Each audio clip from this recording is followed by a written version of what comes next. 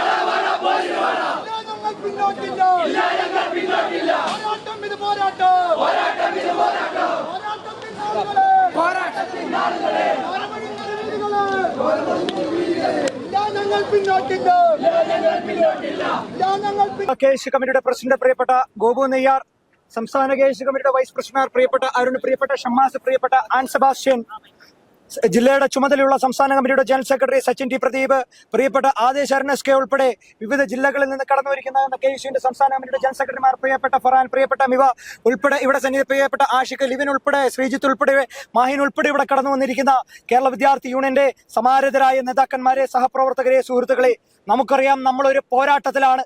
നമ്മൾ മരിക്കുന്നതിന് മുൻപുള്ള ഒരു വലിയ പോരാട്ടത്തിന് കേരളം തയ്യാറെടുത്തിരിക്കുകയാണ്. കേരളത്തിന്റെ വിദ്യാഭ്യാസ മേഖലയെ, കേരളത്തിന്റെ വരും തലമുറയെ സംഘപരിവാറിന് വിൽപ്പന നടത്തിയ ഒരു സർക്കാരായി പിണറായി വിജയന്റെ സർക്കാർ മാറുമ്പോൾ പിണറായി വിജയനും പിണറായി വിജയന്റെ കുടുംബത്തിനും വേണ്ടി, മകൾക്കും മകനും വേണ്ടി, മരുമകനും വേണ്ടി കേരളത്തിന്റെ വിദ്യാഭ്യാസ മേഖലയെ വിൽപ്പന ചെയ്യുമ്പോൾ, സംഘപരിവാറിന്റെ അടുക്കളയിൽ കൊണ്ടുവന്ന് കെട്ടുമ്പോൾ അതിനെതിരെ ഒരക്ഷരം മിണ്ടാതിരിക്കുന്ന ഒരു സംഘടനയുണ്ടെങ്കിൽ അത് കേരളത്തിലെ SFIയും അവരുടെ സഹോദര സംഘടനയായ ABVPയും മാത്രമാണ്. കാരണം 1.5 വർഷത്തിന് മുൻപ് സംഘപരിവാറിന് കീഴ്പ്പെടാനുള്ള തീരുമാനമെടുത്തുകൊണ്ട് പിണറായി വിജയന്റെ സർക്കാർ അങ്ങ് ഡൽഹിക്ക് ഒരു കത്തയച്ചു. ആ കത്തയച്ചതിനു ശേഷം 1.5 വർഷക്കാലം ഈ SFIക്കാരെ കൊണ്ട് കേരളത്തിന്റെ തെരുവുകളിൽ സമരം ചെയ്യിപ്പിച്ച് അവന്മാരെ പൊട്ടന്മാരാക്കിക്കൊണ്ട്, അല്ലെങ്കിൽ അവരെ വിഡ്ഢികളാക്കിക്കൊണ്ട്, അവരെ പറ്റിച്ചുകൊണ്ട് പിണറായി വിജയൻ മുന്നോട്ട് പോയതെല്ലാം നമ്മൾ കണ്ടതാണ്. എന്തിനു വേണ്ടിയിട്ടാണ്? പിണറായി വിജയനെയും പിണറായി വിജയന്റെ കുടുംബത്തെയും സംരക്ഷിക്കുന്നതിന് വേണ്ടിയിട്ട്. ഞാൻ കഴിഞ്ഞ ദിവസം മാധ്യമങ്ങളെയെല്ലാം കണ്ടപ്പോൾ സൂചിപ്പിച്ചു, ഇവിടെ വലിയൊരു ഡീൽ ഒപ്പിട്ടിരിക്കുകയാണ്. പിണറായി വിജയനും നരേന്ദ്രമോദിയും തമ്മിൽ, ശിവൻകുട്ടിയും അമിത്ഷായും തമ്മിൽ, കേരളത്തിലെ CPMും BJPയും തമ്മിൽ ഒരു ഒപ്പിട്ടിരിക്കുകയാണ്. ഇന്ന് കേരളത്തിലെ കമ്മ്യൂണിസ്റ്റ് പാർട്ടി ഓഫ് ഇന്ത്യ മാർക്സിസ്റ്റിന്റെ സംസ്ഥാന സെക്രട്ടറിയുടെ ശബ്ദമായി പറയുന്നത് കെ സുരേന്ദ്രനാണ് സർക്കാരിന്റെ നയങ്ങൾ വിശദീകരിക്കുന്നത്. അയാളാണ് പറയുന്നത്, ഞങ്ങൾ ഗോഡ്സെയെ കുറിച്ച് പഠിപ്പിക്കും, ഞങ്ങൾ ഗോൾവർക്കറെ കുറിച്ച് പഠിപ്പിക്കും, ഞങ്ങൾ സവർക്കറെ കുറിച്ച് പഠിപ്പിക്കും. ഒരു കാര്യം മാത്രം പറയുന്നു, ഈ സുരേന്ദ്രനോ ശിവൻകുട്ടിക്കോ പിണറായി വിജയന്റെയോ കുടുംബ സ്വത്തല്ല കേരളം എന്ന് പറയാൻ കേരള വിദ്യാർത്ഥി യൂണിയൻ ആഗ്രഹിക്കുകയാണ്. കഴിഞ്ഞ ദിവസം ഭരണകക്ഷി മുന്നണിയിലെ വിദ്യാർത്ഥി സംഘടനയായ AISFും അവരുടെ യുവജന സംഘടനയായ AIYFും പറഞ്ഞത്, അന്ന് നടത്തിയ മാർച്ചിൽ ഈ ജലപീരങ്കി അടിച്ചത് RSSന്റെ ആളുകളാണെന്ന് പറയുകയാണ്. ഭരണകക്ഷിയിലെ ഒരു വിദ്യാർത്ഥി യുവജന സംഘടന തന്നെ പറയുകയാണ്, ഇവിടുത്തെ പോലീസിൽ RSS ഉണ്ടായെന്ന്. അത് തന്നെയാണ് കഴിഞ്ഞ കുറച്ചു നാളുകൾക്ക് മുൻപ് ഈ CPMന്റെ കേന്ദ്രത്തിലെ നേതാക്കന്മാര് എല്ലാം പറഞ്ഞത്.